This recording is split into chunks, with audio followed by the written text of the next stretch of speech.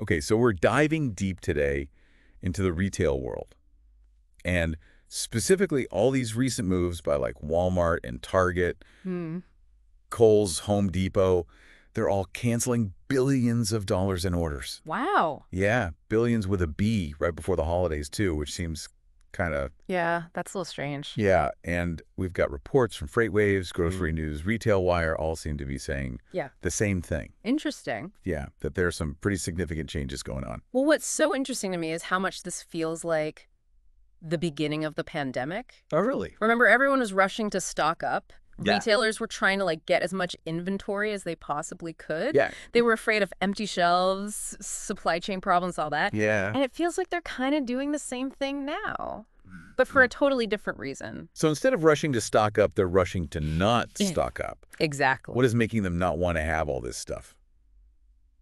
Especially right before the holidays. Well, I think a big part of it is this pandemic hangover. Okay. Remember how retailers stocked up like crazy to make up for all the supply chain stuff? Right. But then consumer demand wasn't as high as they thought it would be? Oh, so they got stuck with too much. Exactly. They have mountains of stuff they haven't sold. It's like having a closet that's overflowing, you know? Yeah. At some point, you just have to clean it out. Yeah, a retail closet clean out. Yeah, exactly. But it can't just be all that leftover stuff from like 2 years ago, Yeah.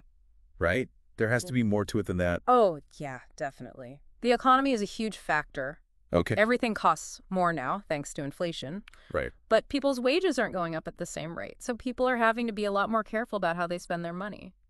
So where are people shopping if they're not at Walmart and Target and all those places? Are they just like not buying anything? Well, Grocery News pointed out something really interesting. Okay. Walmart's foot traffic is actually going down. Oh, wow. Even people who are used to shopping at Walmart for the low prices, Right. they're going to dollar stores instead.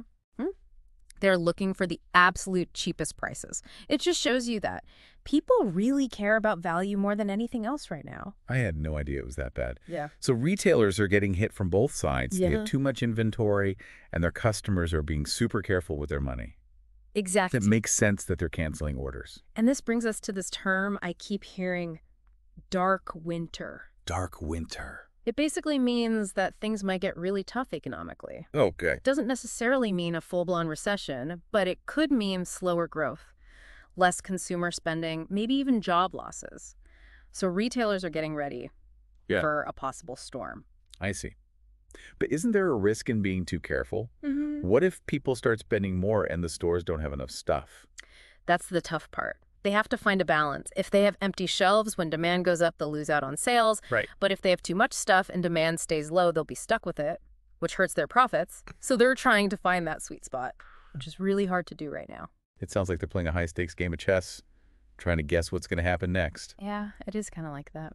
So what does this all mean for us, the shoppers? I mean, aside from maybe finding good deals at dollar stores, what does this shift tell us about the future of retail? That's the big question, isn't it? Is this focus on value and careful spending going to be the new normal? Or is it just temporary? Think about the impact on the whole retail world. Brands, suppliers, shipping companies, all those businesses. Yeah. They're all affected by these changes.